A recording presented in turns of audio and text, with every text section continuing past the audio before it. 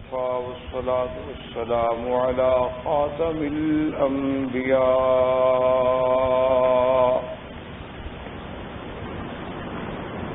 سيدنا وحبيبنا وشفيعنا محمد المصطفى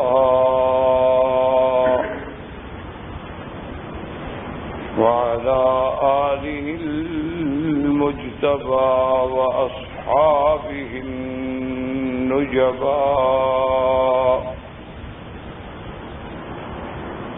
اللهم صل على سيدنا محمد النبي الأمي الهاشمي وعلى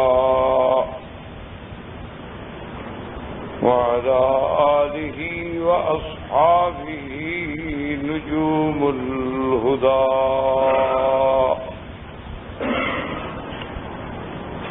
أما بعد فقد قال الله تبارك وتعالى في القرآن المجيد والفرقان الحميد: أعوذ بالله من الشيطان الرجيم. بسم الله الرحمن الرحيم.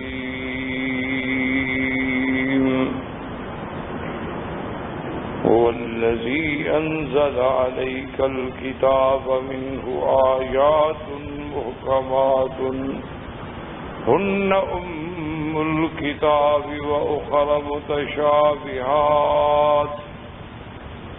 فأما الذين في قلوبهم زيغ فيتبعون ما تشابه منه ابتغاء الفتنة وابتغاء تأويله وما يعلم تأويله إلا الله والراسخون في العلم يقولون آمنا به كل من عند ربنا وما يتذكر إلا أولو الألباب. قال النبي صلى الله عليه وسلم: إن الله يرفع بهذا الكتاب أقواما ويضع بها آخرين، أو كما قال رسول الله صلى الله عليه وسلم: صدق الله العلي العظيم وصدق رسوله النبي الكريم. برادران اسلام، واجب الاحترام بزرگوں، دوستوں، بھائیوں، عزیز نوجوانوں، سلسلہ دروس تفسیر قرآن پاک کے ضمن میں ہم نے الحمدللہ عظمت کتاب اللہ، اللہ تبارک و تعالی کے قرآن پاک کی صداقت، حقانیت، عظمت، رفعت کے بارے میں بہت ساری باتیں عرض کی، اور اسی ضمن میں دشمنان اسلام، اعداء اسلام، اعداء دین کے جو مختلف شبہات ہوتے ہیں، اوہام ہوتے ہیں، شکوک ہوتے ہیں، اور جن سے کبھی کبھی ہمارے اپنے لوگ بھی متاثر ہو جاتے ہیں، ان کے بارے میں بھی عرض کیا. اور یہ بات اب ایک واضح بات ہے، عقلاً بھی نقلاً بھی ہر لحاظ سے، کہ اس وقت اگر روئے زمین پہ کوئی کتاب اپنی صداقتوں اور اپنی تمام حقیقتوں کے ساتھ اگر موجود ہے تو صرف اللہ کا قرآن ہے اور اللہ کی کتاب ہے، جسے دنیا کی کوئی طاقت چیلنج نہیں کر سکتی.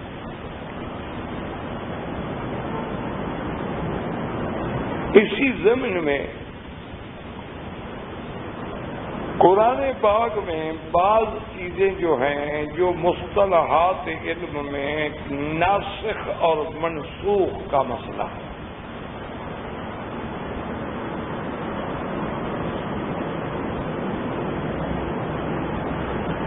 ناسخ اور منسوخ کا مسئلہ جو ہے اس سے بھی دشمنوں کو بڑا موقع ملتا ہے.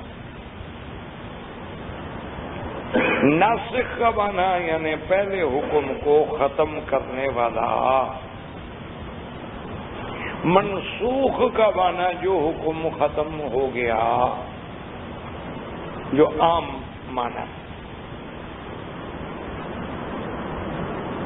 اب چونکہ مفسرین کرام نے اور علماء نے قرآن مقدس کے اندر ناسخ اور منسوخ کا ذکر کیا ہے، اور بعض قرآن مقدس کے اپنے آیات مبارکہ سے بھی یہ بات واضح ہوتی ہے کہ ما ننسخ من آیت او ننسها نأتی بخیر منها او مثلها، کہ اگر ہم کوئی آیت منسوخ کر دیتے ہیں تو ہم اس جیسی یا اس سے بہتر لاتے ہیں. تو اب ناسخ اور منسوخ کو سمجھیں، کیونکہ اس سے بہت بڑا اعداء اسلام نے اس سے بہت بڑا اچھالا ہے اس بات. کیونکہ وہ یہ کہتے ہیں جی کہ ناسخ اور منسوخ کا کیا معنی ہوا کہ ایک حکم دیا گیا، پھر اس حکم کو اللہ نے منسوخ کر دیا. تو نعوذ باللہ اس سے دو باتیں معلوم ہوتی ہیں کہ یا تو پہلا حکم غلط تھا، اس کو ختم کر کے دوسرا حکم دینا پڑا. تو مسلمانوں کا تو یہ اعتقاد ہے کہ اللہ تبارک و تعالی غلطیوں سے پاک ہے، تو پھر پہلا حکم کیوں ختم کیا گیا؟ اچھا، دوسری بات یہ ہوتی ہے کہ بربنا جہل نہ ہو تو ایک حکم دے تو دیا لیکن بھول گئے.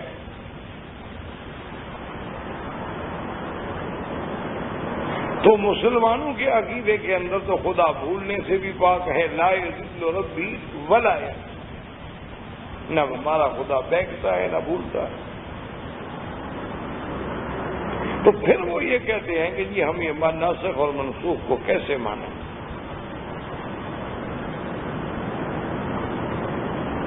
اچھا، اب جناب ناسخ اور منسوخ کے معاملے کے اندر بھی بعض علماء نے اتنا زیادہ بڑھ گئے کہ انہوں نے تقریباً 500 آیات کے بارے میں کہہ دیا کہ یہ منسوخ ہے.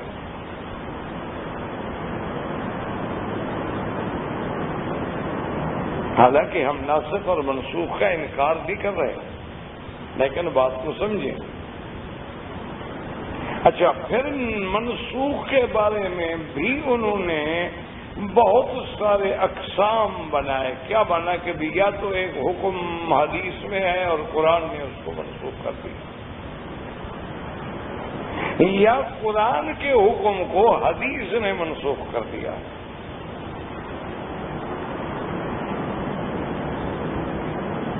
یا قرآن کے حکم کو قرآن نے منسوخ کر دیا. اور آگے پھر منسوخ کی اور قسمیں ہیں. مثلا کہ ایک یہ ہے کہ قرآن میں جو آیت مبارک تھی اس کی لفظ بھی منسوخ ہو گئے، حکم بھی منسوخ ہو گیا، یعنی اب وہ آیت تلاوت ہی نہیں کی جاتی، نہ وہ حکم ہے. اور بعض منسوخ ایسے ہیں کہ آیت کی تلاوت تو نہیں کی جاتی، یعنی منسوخ تلاوت تو ہے لیکن حکم باقی ہے.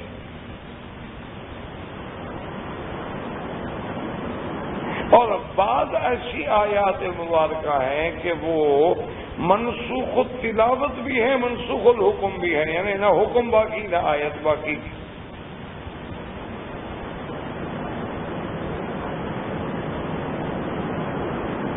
اچھا، پہلی بعض چیزیں ایسی بھی ہیں مثلاً کہ ناسخ کا ذکر تو موجود ہے لیکن منسوخ کا علم نہیں، تو یہ ایک علمی بحثیں ہیں جس پہ علماء کرام نے، مفسرین کرام نے اپنے اپنے کتابوں میں بڑی تفصیل سے اس پہ بحثیں کی ہیں، لیکن ایک عالم کے لیے یا ایک مومن کے لیے تو الحمدللہ کوئی مشکل بات نہیں، اس کا تو اللہ کے رسول پہ ایمان ہے۔ سب سے بڑی مشکل تب ہوتی ہے کہ جب ان ابحاث کو دشمن کے سامنے رکھا جاتا ہے تو اب یہ ہمارے لیے مشکل پیدا کرتی ہے۔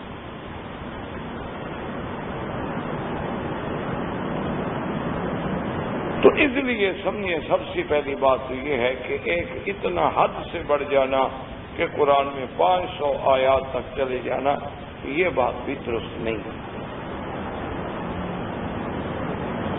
اور دوسرا یہ بات بھی سمجھیں کہ نسخ کا معنی صرف یہ نہیں ہوتا کہ منسوخ ہو گیا، ختم ہو گیا، نسخ کا معنی تبدیل بھی ہے، نسخ کا معنی میں اور احکام بھی ہے۔ ہلو، وعلیکم السلام، آپ سمجھیں بہرحال۔ تو اب اس پہ بہت علماء نے بحثیں فرمائی۔ میں نے عرض کیا نا کہ مومن کے لیے تو کوئی مشکل نہیں، آمنا وصدقنا، جن کا اللہ کے قرآن پہ ایمان ہے ان کے لیے بھی کوئی مشکل نہیں، لیکن مشکل یہ ہوتی ہے کہ جب اعداء اسلام کے ہاتھ میں یہ بات جاتی ہے، وہ کہتے ہیں کہ کمال ہے جی، ان کے خدا نے پہلے ایک حکم دیا، نعوذ باللہ وہ بھول گئے تو پھر ایک اور حکم دے دیا۔ تو اب بات کو سمجھے، اس پہ الحمدللہ علماء نے بڑی محققانہ بحثیں کی ہیں،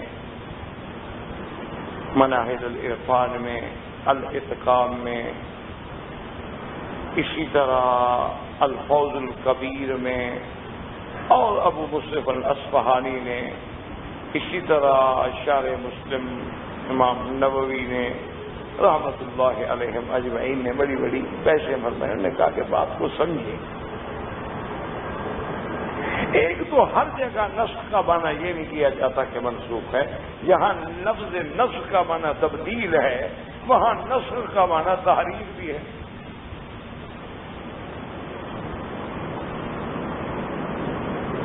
اللہ نے فرمایا کہ کنا نستنسخ منکم، جو کچھ کر رہے ہو لکھا جا رہا، تو وہاں نسخ مانے تحریف۔ وفی نسختھا ھدی ورحمہ، اللہ کے قرآن میں نسخہ کا لفظ ہے، وہاں بھی تحریر ہے۔ اچھا، اسی طرح اللہ کے فرشتے جو ہیں وہ لوح محفوظ میں جو قرآن محفوظ ہے اس کو نسخ کرتے ہیں، یعنی نقل کرتے ہیں۔ اسی طرح محاورات عرب میں آتا ہے نسخت الکتاب، یعنی میں نے کتاب کو نقل کیا۔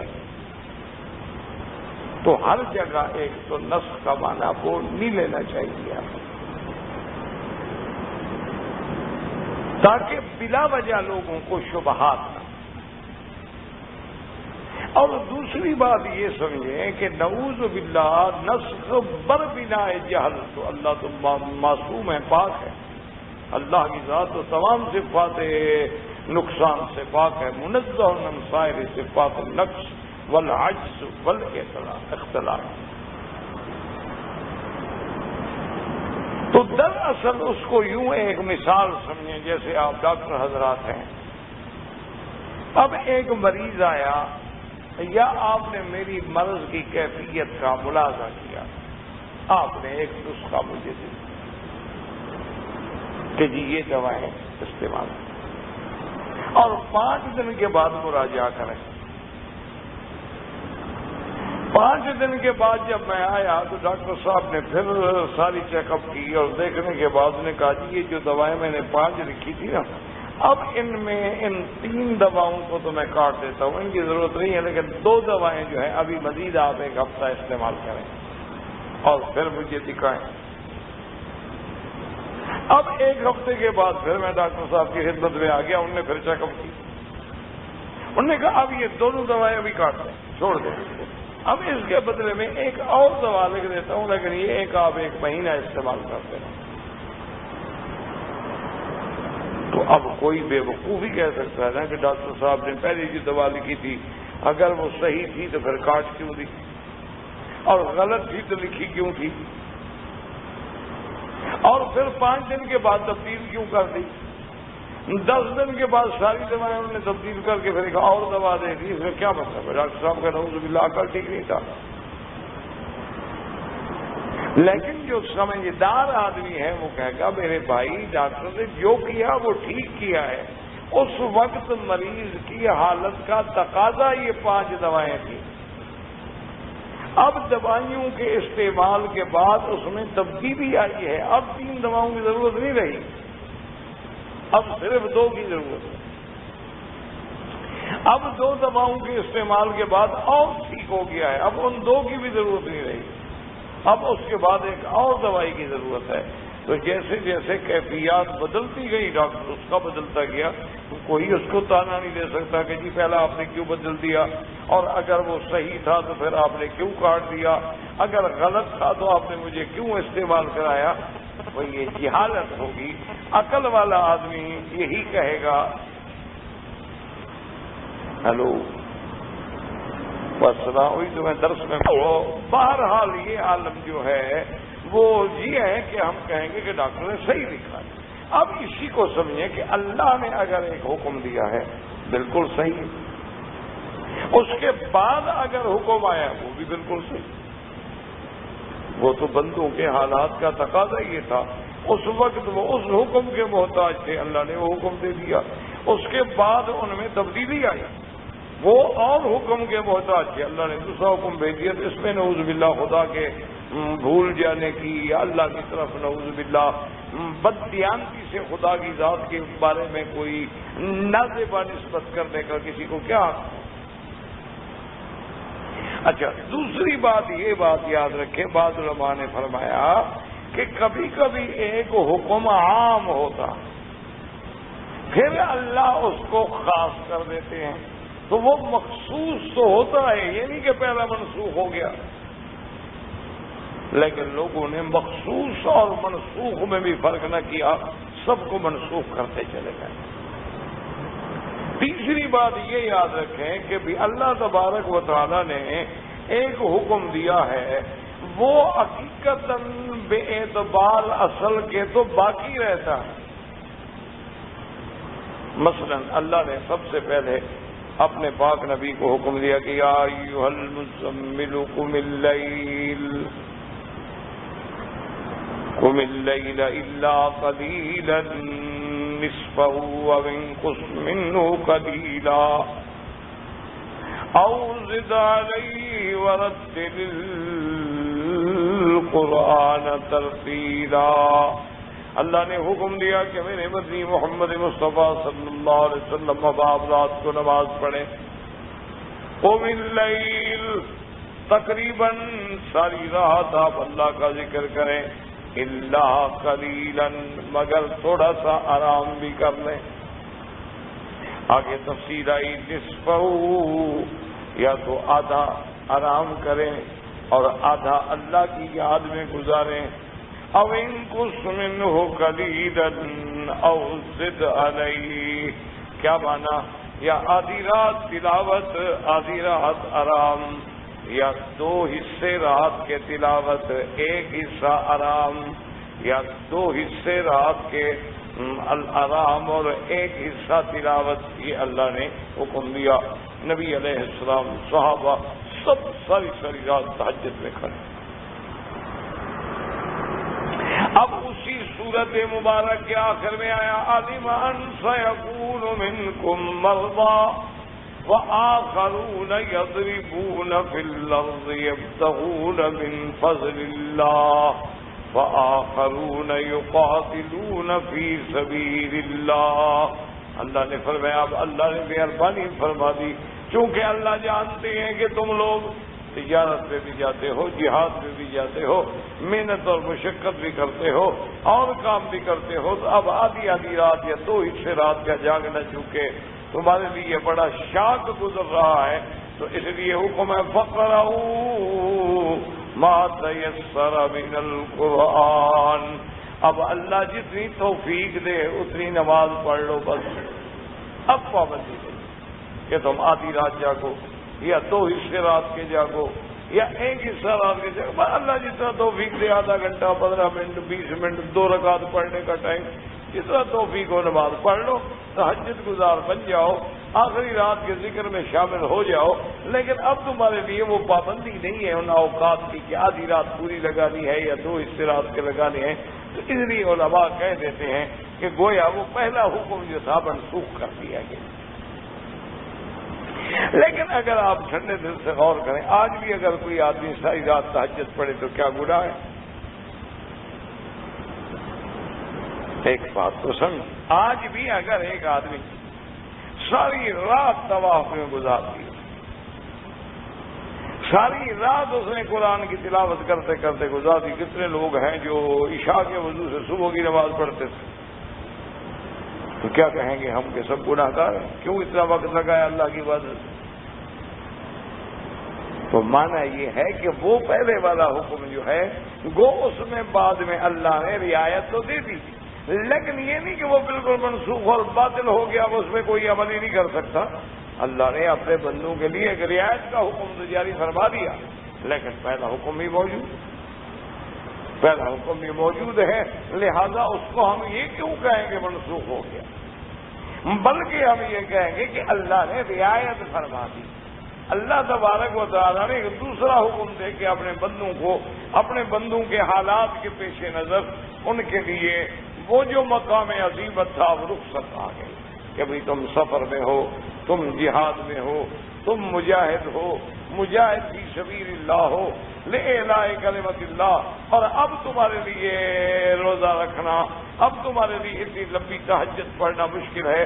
تو اللہ پاک نے رعایت فرما دی، فرمایا فقرؤوا ما تيسر منہ، جتنی ہو سکے پڑھ لو، اور اگر نہ بھی ہو سکے تو نفلی عبادت. بعض علماء نے جو بات کی انہوں نے کہا کہ پہلے چونکہ نمازیں فرض نہیں تو گویا کہ ایک فرض کا مقام رکھتی تھی تہجد.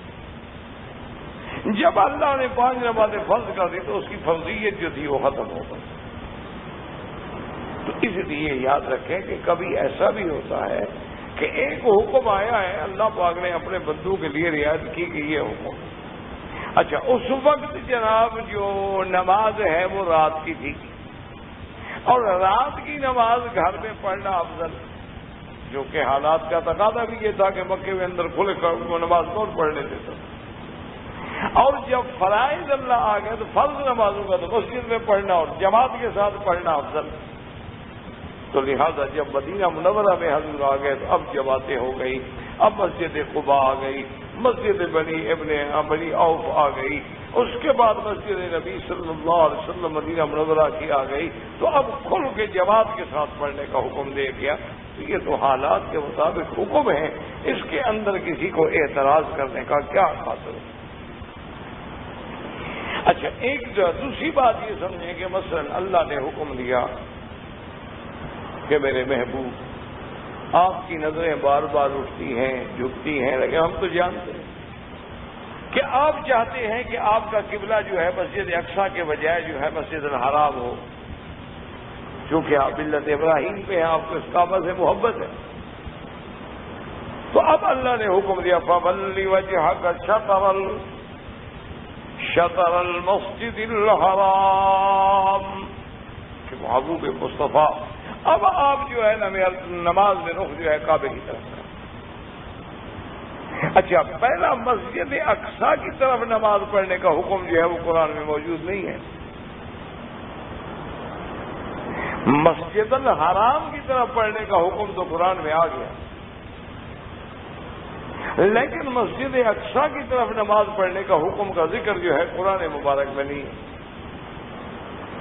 تو اس لیے علماء نے فرمایا کہ جب حضور صلی اللہ علیہ وسلم مکی زندگی میں اپنی نمازیں جو ہیں وہ مسجد اقصیٰ کی طرف پڑھتے تھے اور مدینے جانے کے بعد بھی مسجد اقصیٰ کی طرف پڑھتے تھے، تو صاف ظاہر ہے، صاف واضح ہوتا ہے کہ اللہ کا نبی اللہ کے حکم کے بغیر تو ایسا نہیں ہو سکتا کہ نماز پڑھتے ہیں مسجد اقصیٰ اور خدا کا حکم نہ ہو.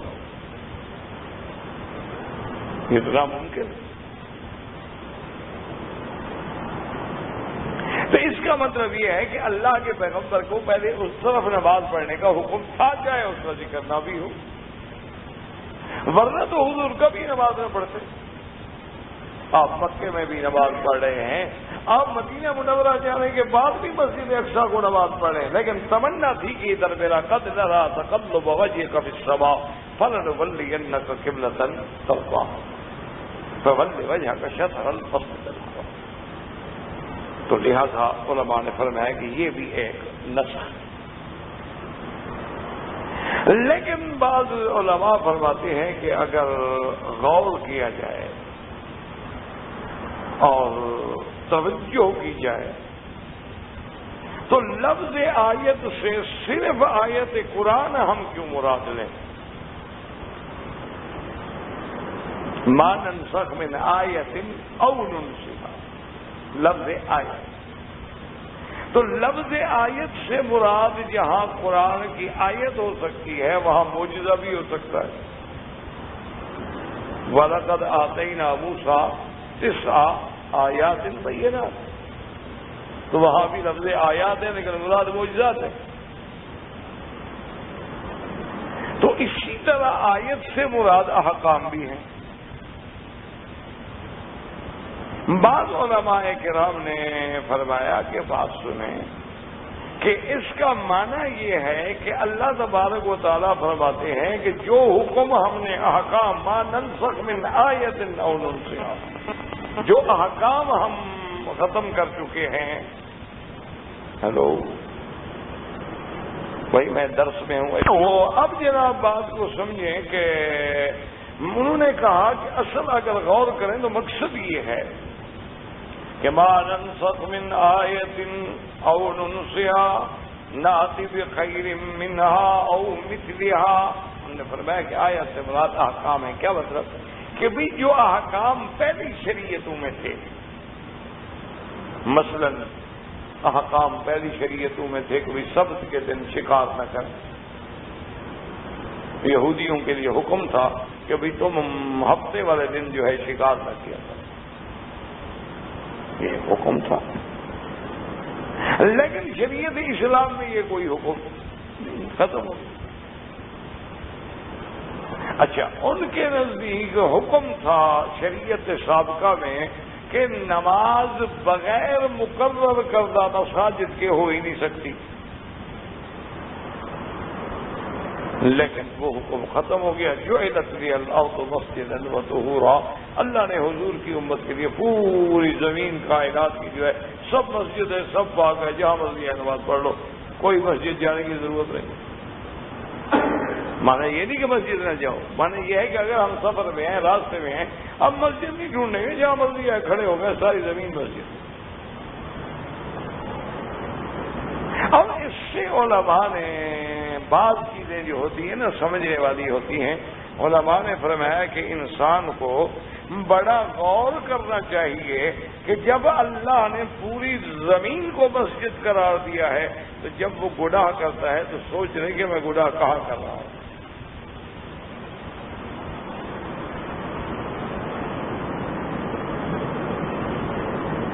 اور ویسے بھی ہر چیز جو ہے وہ گواہی دے گی۔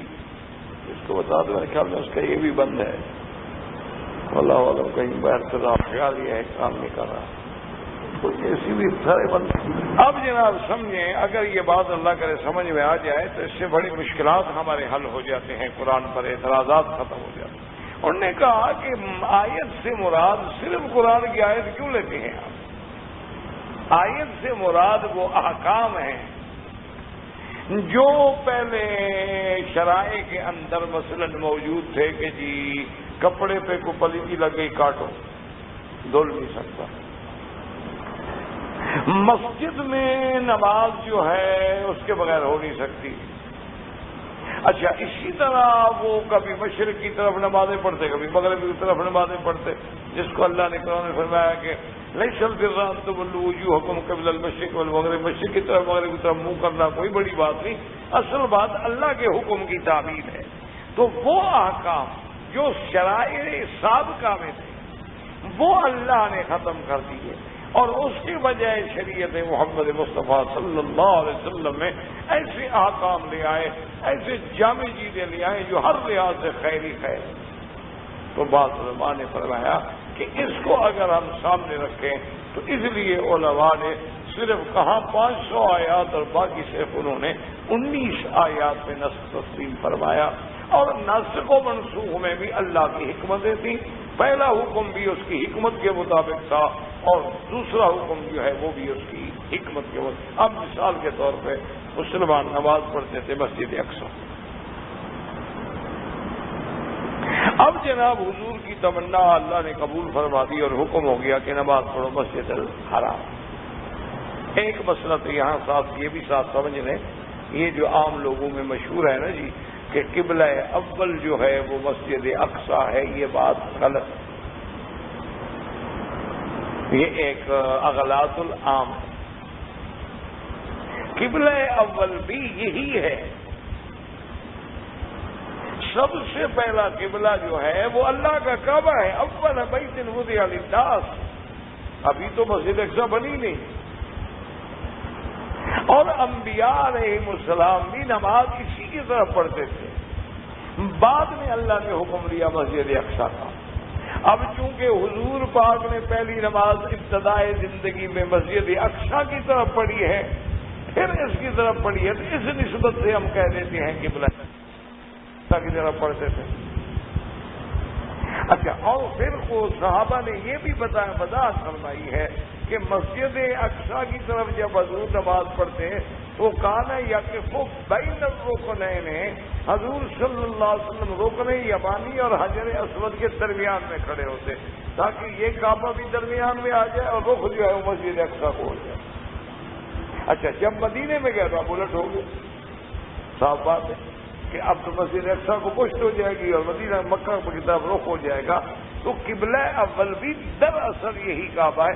اسی لیے قرآن کے لفظ سے بھی یہ ظاہر ہے، اللہ نے فرمایا قد نرى تقلب وجهك في السماء فلنولينك قبلة ترضاها، اب ہم آپ کو اس قبلے کی طرف پھیر رہے ہیں جو آپ کا پسندیدہ ہے۔ اس کا معنی پہلے سے یہ قبلہ ہے، اگر پہلے سے یہ قبلہ نہ ہوتا تو اللہ قرآن میں کبھی نہ کہتے قبلتن۔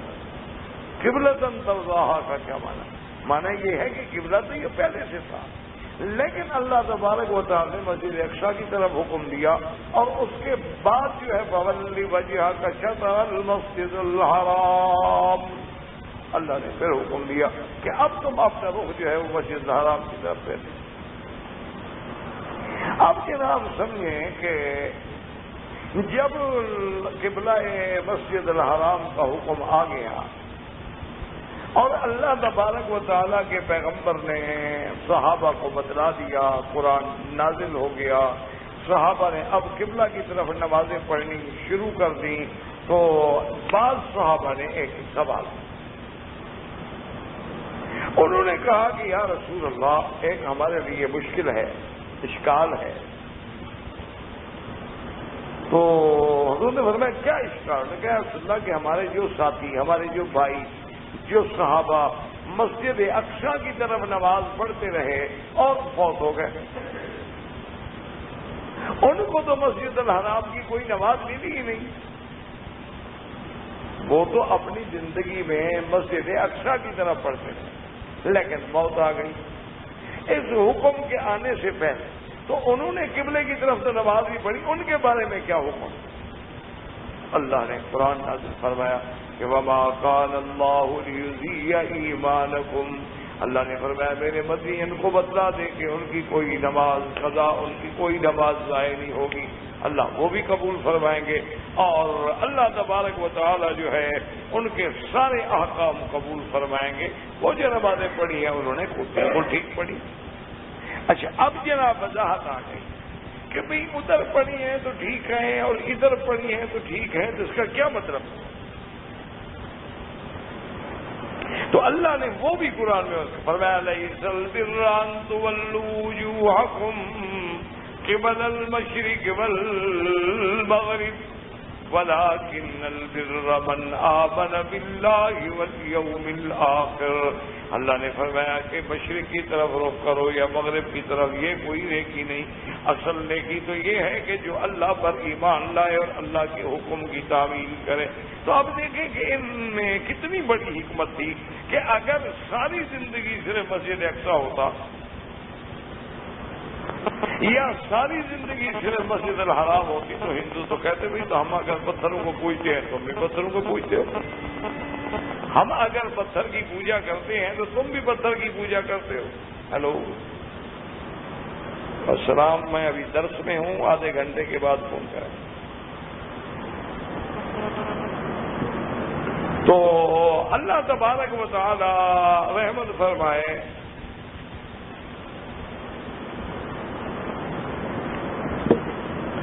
کہ اسی کی وجہ کیا تھی کہ پھر تو ہندو ہمیں کہہ سکتے کہ جناب اگر ہم پتھروں کو پوچھتے تم بھی پتھروں کو. تو اللہ نے یہ دونوں حکم دے کے کتنا بڑا مسئلہ قیامت تک کے لیے حل کر دیا کہ مسلمان نہ مسجد اقصی کو پوجتا ہے نہ اس کعبے کو پوجتا ہے، وہ تو خالص اللہ کے حکم کا بندہ ہے. اللہ نے فرمایا ادھر رک کر ادھر رک کر، اللہ نے ادھر رک کر اس کے نزدیک کوئی پتھر کی عمارت، اس کے نزدیک کوئی پتھر یا کوئی جہت مخصوص جو ہے وہ نہیں ہے کہ جیسے سورج پرستوں کی نماز سورج کے بغیر نہیں ہو سکتی، آتش پرستوں کی نماز جو ہے وہ آتش کے بغیر نہیں ہو سکتی. نہیں، ہم تو اللہ کے حکم کے پابند. ہوائی جہازوں میں جا رہے ہیں، کعبہ نیچے رہ جائے تب بھی ہم نماز پڑھیں. ہم جناب زمین اپنا آبدوزوں میں سمندر کے نیچے چلے جائیں تب بھی نماز پڑھیں، کیونکہ ہمارا ایمان ہے کہ کعبے کا حکم جو ہے وہ تحت الثری تک بھی ہے اور آسمان تک بھی ہے، اور اللہ نے جہاں حکم دیا ہم وہی جھک جائیں. اچھا، اللہ نے فرمایا کہ جناب گھر میں ہو 4 نماز 4 رکعت ظہر پڑھو، ٹھیک ہے. سفر میں ہو میں نے رعایت کر دی ہے 2 رکعت پڑھو، الحمدللہ. جس طرح اللہ نے حکم دیا کہ 5 نمازیں پڑھو، لیکن فرمایا کہ میرا محبوب یہ بات یاد رکھ رہے ہیں کہ اللہ کے کلمات، اللہ کے احکام نہیں بدلا کرتے. آپ کی امت پڑھے گی تو 5، لیکن لکھی 50 جائیں گی جو میں نے پہلے سے حکم کیا ہے 50 کا. لیکن ہم یہ رعایت کر دیتے ہیں کہ من جاء بالحسنۃ فلہ عشر امثالھا، ہر نیکی پہ 10 گنا. تو جب 5 نمازیں پڑھیں گے تو 50 لکھی جائیں گی. تو اس لیے ہمیشہ سمجھیں کہ اگر یہ ایسے احکام ہیں تو ان میں اللہ کی رحمتیں ہیں، بندوں پہ اللہ کے احسان ہیں. اللہ تبارک و تعالیٰ نے اپنی مخلوق پہ رحم کا معاملہ فرمایا ہے. تو اس لیے ساری قرآن کی آیات کو نہ منسوخ کر دیں، بلکہ اصل مراد وہ نسخ ہے کہ قرآن کے آنے کے بعد تمام شرائع منسوخ ہو گئی، اسلام کے آنے کے بعد تمام ادیان منسوخ ہو گئے. من یبتغی غیر الاسلام دینا فلن یقبل منہ وہو فی الآخرۃ من الخاسرین. اب اسلام کے سوا کوئی دین اللہ قبول نہیں فرمائیں گے. یہی دین عالمی ہے، یہی دین اسلامی ہے، یہی دین جامع ہے، یہی دین کامل ہے، یہی دین مکمل ہے. اور اس کی دلیل کیا ہے؟ اللہ کا قرآن، جس کی تفسیر میں انشاءاللہ ہم شروع ہیں. اچھا، اب دوسرا مسئلہ ہے آیات محکمات اور متشابہات. یہ خالص سچی بات جو ہے علمی موضوع ہے، اور اس لیے سامعین کے لیے تھوڑے سے یعنی مشکل قسم کے موضوع ہیں، لیکن اس کے بغیر آپ قرآن سمجھ نہیں سکتے. نعوذ باللہ، قرآن کے بارے میں اگر دل میں شبہ ہے تو پھر قرآن کی تفسیر پڑھنے کا فائدہ کیا ہوا؟ قرآن کے بارے میں اگر اوہام و شکوک و شبہات ہیں دلوں کے اندر، یا نعوذ باللہ وہ قرآن پاک کی کتاب کو ایسا جامع معنی قابل مکمل نہیں مانتا ہے، تو پھر اس کے تفسیر پڑھنے کا اس کو کیا فائدہ ہو؟ اسی لیے تو دیکھا ہے نا کہ آج دشمنان اسلام جو ہیں وہ قرآن کی آیات بدلنے کے لیے کہتے ہیں آیات بدل دو. بھئی آیات بدلنا بندوں کا کام ہے، انسانوں کا کلام ہے کہ جب چاہو بدل دو، جب چاہو لکھ دو. اسی لیے وہ کہتے ہیں کہ جی چلو بدل نہیں سکتے ہو تو کم از کم اپنے اسکول کے نصاب سے یہ چیزیں باہر نکال دو. یعنی ان سے کہو کہ تم اپنے نصاب سے رقص و سرود باہر نکال دو، وہ نہیں نکالا کہ بھئی یہ بچوں کو گانا بجانا جو سکھاتے ہو کم از کم یہ تو باہر نکال دو، یہ موسیقی کی تعلیم دیتے ہو کم از کم یہ تو باہر نکال دو، یہ تم پرائمری کے بعد بچوں اور بچیوں کو جنس پڑھانا شروع کر دیتے ہو کم از کم یہ تو باہر نکال دو۔ نہیں، وہ تو ضروری ہے۔ تو اس لیے ضروری ہے کہ جتنے اوہام و شکوک و شبہات دشمن پیدا کر سکتا ہے وہ انسان کے دماغ میں پہلے سے آ جائیں اور اللہ کی کتاب پر اس کا ایمان جو ہے وہ کامل اور مکمل ہو۔ پھر جب وہ قرآن پڑھے گا یا نماز میں پڑھے گا، غور کرے گا، تو پھر اس کو اس کا اثر بھی ہوگا۔ یہی وجہ تھی نا کہ صحابہ قرآن پڑھتے تھے، ایک آیت پڑھی اور حضرت کرما بے ہوش ہو جاتے۔ وجہ کی ہم سارا قرآن پڑھ جائیں تو کوئی بے ہوش نہیں ہوتا۔ وجہ پر مسلمان تو ہم بھی ہیں، یعنی وہ اسی بات میں کہ ہذا کلام اور ربی، یہ میرے رب کا کلام ہے۔ قرآن پڑھ ہمارا میں ہے کہ اللہ سے کلام کر رہا ہوں۔ بھائی جب خدا کا قرآن اللہ کا کلام ہے، جو قرآن پڑھ رہا ہے تو کوئی اللہ سے کلام کر رہا ہے۔ اسی بات پہ ان پر کیفیت ایسی طاری ہوتی تھی کہ بے ہوش ہو جاتے تھے۔ کوئی وعید کی آیت سنتے تھے تو بے ہوش ہو جاتے۔ حضرت ابی ہریرہ رضی اللہ تعالیٰ عنہ فرماتے ہیں کہ میں جب مدینہ منورہ میں آیا اور میں نے دیکھا کہ حضور صلی اللہ علیہ وسلم جو ہے وہ مدینہ منورہ میں موجود نہیں، آپ تشریف لے گئے تھے غزوہ خیبر کی۔ تو جو قائم مقام مصلی پہ نماز پڑھا رہے تھے، کہتے ہیں کہ انہوں نے دوسری صورت پہ فجر کی نماز میں جب صورت ویل للمطففین کی تلاوت کی، کہتے ہیں کہ میں کانپ گیا اور میں اب دل میں سوچ رہا تھا کہ ویل لابی فلان، ویل لابی فلان، ویل لابی فلان، کہ فلاں آدمی کے لیے بڑی ہلاکت ہے۔ اس نے تو واقعی دو مکیال بنائے ہوئے تھے کہ دینے کے لیے اور ہے اور لینے کے لیے اور ہے۔ تو جب قرآن پڑھا، قرآن کو کیسے منطبق کر رہے ہیں کہ قرآن نے کہا خبردار ناپ تول میں کمی نہ کیا کرو، یہ نہیں کہ دینے کا اور ہو لینے کا اور ہو۔ تو کہتے ہیں کہ جب میں نے قرآن کی حضرت سے فوراً میری نظر گئی کہ فلاں آدمی جو ہے ایسا کرتا تھا اور اس کے دو مکیال تھے، دو سا تھے، دینے والا اور تھا اور لینے والا اور۔ تو اس لیے ہمیشہ یاد رکھیں گے۔ اب دوسری بات ہے آیات محکمات اور متشابہات۔ محکمات کا کیا معنی ہے؟ عقل، واضح، کھلی ہوئی، محکم حکم۔ متشابہات کا کیا معنی ہے؟ متشابہات کا معنی ہوتا ہے اس کی مثل۔ متشابہات کا معنی ہوتا ہے ہم رنگ، کہ بھی یہ بھی اس کے متشابہ ہے۔ متشابہات کا کیا معنی ہوتا ہے کہ کوئی ایسی چیز جس کا سمجھنا اتنی آسان نہ ہو۔ اب قرآن کی آیت ہمیں خود بتاتی ہے کہ اللہ نے جو کتاب اتاری ہے، یعنی قرآن اتاری ہے، اس میں آیات محکمات بھی ہیں اور وہ اصل کتاب ہے۔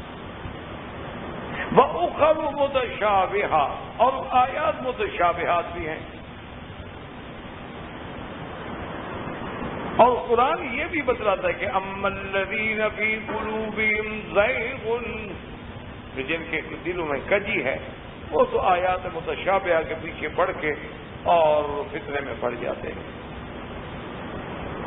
اور جو راسخ فی العلم ہیں، جن کو اللہ نے صحیح علم دیا ہے، وہ کہتے ہیں بِكُلٌّ مِّنْ عِندِ رَبِّنَا، تمام آیات اللہ کی طرف سے ہیں، ہم محکمات جو واضح ہیں اس پہ عمل کرتے ہیں، متشابہات پہ بھی ہمارا ایمان ہے، لیکن اس کا اصل جو ہے وہ اللہ جانتے ہیں۔ یہ جو راسخین فی العلم ہے ان کو اللہ نے علم دیا، لیکن كُلٌّ مِّنْ عِندِ رَبِّنَا۔ اب جناب بات سمجھیں کہ اس میں بہت علماء نے بحثیں کی ہیں۔ وجہ کیا ہے کہ دشمنوں نے آیات متشابہات اور محکمات کو بھی اپنے لیے بہت بڑا ہدف بنایا. انہوں نے کہا کہ جی کمال ہے کہ قرآن ایک جگہ تو کہتا ہے کہ الف لام را کتاب احکمت آیاتہ، کہ قرآن کی ساری آیات جو ہے محکم ہے. اور دوسری جگہ قرآن کہتے ہیں اللہ نزل احسن الحدیث کتابا متشابہا مثانیہ، کہ قرآن اللہ نے جو اتارا ہے متشابہ، اس سے مراد ہوتا ہے کہ سارا قرآن ہی متشابہات. انہوں نے کہا کیا مطلب تیرا؟ اگر محکم ہے تو متشابہ نہیں، اگر متشابہ ہے تو محکم نہیں. تو مسلمانوں کا قرآن کیا کہہ رہا ہے؟ اور ادھر کہتا ہے کہ آیات محکمات بھی ہیں اور متشابہات بھی ہیں. تو دشمنان اسلام نے اس کو بھی یعنی اللہ کے قرآن پر اعتراض کرنے کے لیے بہت بڑا ایک کارگر ذریعہ بنایا اور لوگوں کے دماغ کو خراب کیا کہ دیکھو جی آیات اگر قرآن سارا محکم ہے مانا متشابہ نہیں، اگر قرآن متشابہ ہے تو مانا محکم نہیں.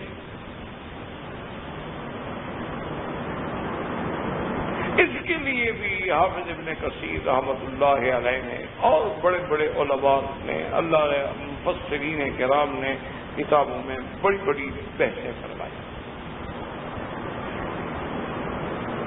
تو اصل بات میرے عزیز یہ سمجھیں کہ بعض علماء نے فرمایا کہ بھئی محکمات اور متشابہات کا کیا معنی ہے. انہوں نے کہا کہ ہر آیت کا ایک تو ظاہر حکم ہے جو ہمیں سمجھ آ رہا ہے، اور ایک آیت کا بطن ہے جس کا پتہ اللہ کے سوا کوئی نہیں، لہذا وہ متشابہ ہے. بہرحال لوگوں نے کہا تو صحیح لیکن یہ بھی دلیل اتنی قوی، تو پھر تو مانا یہی بنے گا نا کہ قرآن میں ظاہر محکم ہو گیا، باطن متشابہ ہو گیا، محکم بھی ہے متشابہ بھی ہے. تو اگر محکم ہے تو متشابہ نہیں اور متشابہ ہے تو محکم نہیں. اچھا بعض علماء نے فرمایا کہ نہیں، اصل بات یہ نہیں، متشابہات سے مراد یہ ہے کہ جہاں مثال ہے یا مجاز ہے یا استعارات ہیں وہ متشابہات. لیکن یہ بھی کوئی جواب ایسا قوی نہیں، کیوں قرآن تو کہتے اللہ عزیز کی کتابوں متشابہ. اصل بات جو ہے نا وہ یاد رکھیں، وہ یہ ہے، دو باتیں دماغ میں رکھ لیں. ایک بات تو یہ ہے جو اکثر علماء مفسرین نے سلف صالحین نے فرمایا ہے، وہ یہ ہے کہ بھئی اللہ کے قرآن پہ ہمارا ایمان ہے، اس میں محکمات بھی ہیں متشابہات بھی ہیں، لیکن متشابہات کو ہم محکمات کے سپرد کریں گے، ہم سب پر ایمان لائیں گے. انہوں نے کہا مثلا کہ جیسے اسماء و صفات کی بات ہے، اب اللہ تبارک و تعالیٰ کا عرش پہ ہونا جو ہے یہ تو قرآن کی 17 آیات ہے. الرحمن علی العرش استویٰ، تو اس لیے ہم کہیں گے کہ استواء معلوم ہے، لیکن وہ کیسے بیٹھے ہیں، وہ کیفیات کیا ہیں، تو وہ ہم نہیں بتا. یہ متشابہ میں آ گئے. جیسے کہ امام مالک رحمۃ اللہ علیہ سے کسی نے پوچھا کہ بھئی استواء کا کیا معنی ہے، انہوں نے فرمایا استواء معلوم ہو، سب عرب جانتے ہیں، سب لغت والے جانتے ہیں استواء کیا ہوتا ہے، لیکن کیف مجہول، ہم کیفیت میں بحث نہیں کریں گے قطعاً. جیسے کہ آتا ہے کہ اللہ تبارک و تعالیٰ نزول فرماتے ہیں آسمان دنیا پر، آمنا و صدقہ، لیکن کیف کیسے اترتے ہیں؟ کیا جب نیچے آتے ہیں تو آسمان خدا سے اونچے ہو جاتے ہیں؟ اگر ان بحثوں میں پڑھیں گے تو ایمان چلا جائے گا. تو لہذا علماء نے فرمایا کہ بس کل من عند ربنا، جو محکم ہے وہ مان لو، اور جو محکم نہیں متشابہات ان پر بھی ہمارا ایمان ہے کہ اللہ کی تمام صفات نؤمن بجمیع اسمائہ وصفاتہ من غیر تعطیل ولا تشبیہ ولا تکییف ولا ما اثبتہ فی کتابہ او علی لسان رسولہ صلی اللہ علیہ وسلم کہ ہمارا اللہ کی صفتوں پہ ایمان ہے، ہم نہ تعویل کریں گے، نہ صفتوں کا انکار کریں گے، اور نہ کیفیت پہ بحث کریں گے۔ جو اللہ نے قرآن میں حدیث میں فرمایا آمنا باللہ۔ تو بعض علماء نے فرمایا اس سے مراد جیسے ملائکہ۔ اچھا اب آدمی ملائکہ میں بحث کرے، جی اللہ نے ان کو نور سے بنایا، وہ کیسے ہیں؟ تو اب ملائکہ کو ہم نے کو دیکھا ہے، کیسے بات کر سکتے ہیں؟ لیکن ملائکہ پر ہمارا ایمان۔ اچھا اسی طرح روح کا معاملہ ہے کہ روح کو ہم مانتے ہیں، لیکن روح ہے کیا؟ اس لیے بعض علماء نے فرمایا کہ جیسے روح ہے، ملائکہ ہے، جنت کی تفاصیل ہیں، جہنم کی تفاصیل ہیں، پل صراط سے گزرنا ہے، اور صحف کا تقسیم انہوں نے کہا کہ یہ جو چیزیں قرآن میں ہیں حق ہیں، آمنا باللہ ہے، لیکن یہ متشابہات ہمیں سمجھ نہیں آتا۔ اتنی بڑی جہنم، اتنی گہری جہنم، اتنی عریض جنت کی عرض السماوات والارض، آمنا باللہ۔ اس لیے والراسخون فی العلم یقولون آمنا بہ کل من عند ربنا۔ تو ایک جواب تو یہ ہے کہ جو متشابہات قرآن میں ہمارا اس پہ ایمان۔ اور بعض علماء نے اس کا ایک دوسرا جواب دیا ہے، وہ یہ ہے، وہ سمجھیں، انہوں نے کہا کہ متشابہات سے مراد یہ نہیں ہے کہ قرآن کی آیات آپس میں نعوذ باللہ ضد ہیں، بلکہ انہوں نے کہا کہ سورت آل عمران جو ہے یہ سورت مدنی ہے، یعنی ہجرت کے بعد نازل ہوئی حضور صلی اللہ علیہ وسلم۔ تو جب ہجرت کے بعد نازل ہوئی تو اب حضور کے سامنے مخاطب کون ہے؟ اہل کتاب، یہود اور نصارہ۔ اور یہود اور نصارہ کا یہ دعویٰ تھا کہ ہم تو صاحب کتاب ہے، ہمارے پاس تورات ہے، ہمارے پاس انجیل ہے، اور یہ ساری اللہ کی کتابیں ہیں۔ تو اب جناب یہ دیکھیں، وہ کہتے کہ جب ہمارے پاس خود اللہ کی کتاب موجود ہے تو ہم آپ کی کتاب کیوں مانیں؟ تو یہ لوگ تھے جو اسلام کے مقابل تھے۔ اچھا بعض لوگ جو ہیں وہ یہ سمجھتے تھے کہ بھئی کچھ ہمارے قرآن میں آیات جو ہیں متشابہات، یعنی ان احکام سابقہ سے، تورات سے، انجیل سے بھی ملتی ہیں، ان کے متشابہ ہیں، ان جیسی ہے، لہذا ہم تورات کو کیوں نہ دیکھیں، کیوں نہ فائدہ اٹھائیں۔ اس کی ایک حدیث میں مثال بھی موجود ہے کہ ایک دن سیدنا عمر رضی اللہ تعالی عنہ حضور کی مجلس میں بیٹھے تورات کے اوراق کا مطالعہ کر رہے تھے۔ حضرت ابو بکر نے دیکھا کہ حضور کا چہرہ مبارک غصے سے سرخ ہو رہا ہے، تو انہوں نے کہا کہ عمر کیا کر رہے ہیں؟ دیکھتے نہیں حضور کا پاک صلی اللہ علیہ وسلم ناراض ہو رہے ہیں؟ تو حضرت عمر نے فوراً کہا رضینا باللہ ربا وبالاسلام دینا وبمحمد نبیا، کہ یا رسول اللہ صلی اللہ علیہ وسلم ہم نے اپنے اللہ کی ربوبیت کا اقرار کیا، اسلام کو اپنا دین سمجھا، آپ کی نبوت اور رسالت پہ ہم نے اقرار کیا، پھر آپ کس بات پہ ناراض ہو رہے ہیں؟ اب حضور جوش میں آئے، فرمایا عمر تم تورات قرآن کے ہوتے ہوئے تورات دیکھ رہے ہو، لو کان موسیٰ حیا ما وسعہ الا اتباعی، آج اگر موسیٰ علیہ السلام بھی زندہ ہوتے ان کو بھی میری اتباع کے بغیر چارہ نہ ہوتا، تو جب قرآن موجود ہے تو اب تورات دیکھنے کا کیا مطلب؟ تو اس لیے علماء نے فرمایا کہ دیکھو جیسے اللہ نے قرآن اتارا اسی طرح اللہ نے سابقہ کتابیں بھی اتاری، اس لیے قرآن کہتے ہیں ان ھذا لفی الصحف الاولی صحف ابراہیم وموسیٰ، اور کہیں قرآن کہتا ہے وَإِنَّهُ لَفِي زُبُرِ الْأَوَّلِينَ۔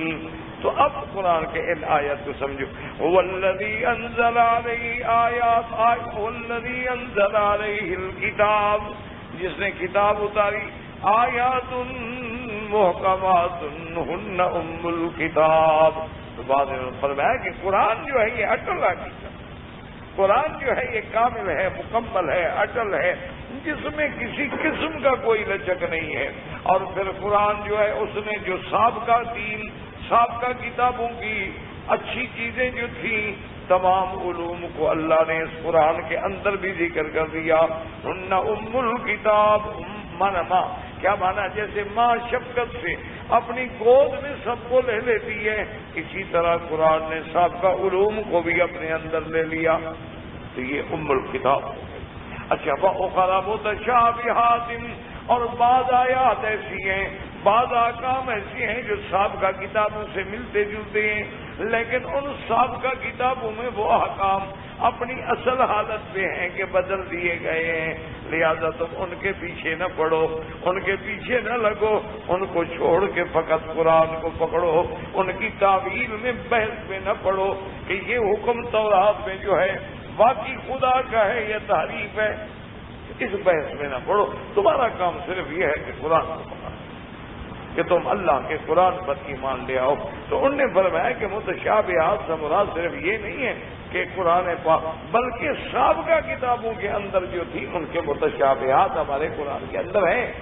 لیکن جب قرآن کا حکم واضح ہے تو ہمیں واضح حکم پر عمل کرنا چاہیے، نہ کہ ہم ان کتابوں کے پیچھے پڑ جائیں، کیونکہ ان کی کتابوں میں تو تحریف ہو چکی ہے.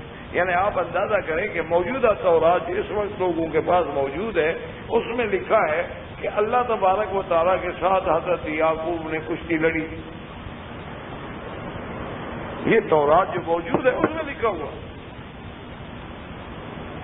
اس میں لکھا ہوا ہے کہ اللہ کے ساتھ یعقوب علیہ السلام نے، یعنی یعقوب علیہ السلام کو دوسرا نام اسرائیل تھا، کہ وہ کشتی لڑی اور بڑی آخر اسرائیل نے اللہ کو ہرا دیا. اچھا خدا ہے کہ جیسے یعقوب بھی غالب آ گئے، یہ تورات میں لکھا ہوا. اچھا تورات میں یہ بھی لکھا ہوا ہے کہ جب قوم نوح پہ طوفان آیا تو فرشتے روتے ہوئے گئے، انہوں نے اللہ کو جا کے خبر کی کہ اللہ آپ کا کنبہ، آپ کا ایال، چونکہ الخلق ایال اللہ، آپ کا کنبہ جو ہے وہ تو ڈوب رہا ہے. کہتے ہیں خدا رونے کے بیٹھ گیا، آنکھیں بھی سرخ ہو گئی. یہ تورات اللہ میں رونے لگ گیا کہ اب کیا کریں، میرا تو کنبہ ڈوب رہا ہے. اچھا خدا ہے بس. اچھا یہ اللہ پاک رحمت فرمائے، ہمارے جو بعض حلوائی ہیں نا، انہوں نے بھی اپنی کتابوں میں لکھا ہے، انہوں نے بھی اپنی کتابوں میں لکھا ہے کہ پیران پیر کو دستگیر کیوں کہتے ہیں. تو انہوں نے کہا کہ اصل وجہ یہ تھی کہ اللہ پاک اور پیران پیر جنت میں سیر کر رہے تھے، واک پہ نکلے تھے دونوں کٹھے، اللہ بھی یہاں اور پیران پیر ہاتھ میں ہاتھ ڈالے سیر کے نکلے تھے، برسٹ واک کر رہے تھے. اور وہاں کیلے کا ایک چھلکا پڑا تھا تو اللہ میاں کا پاؤں نعوذ باللہ پھسل گیا.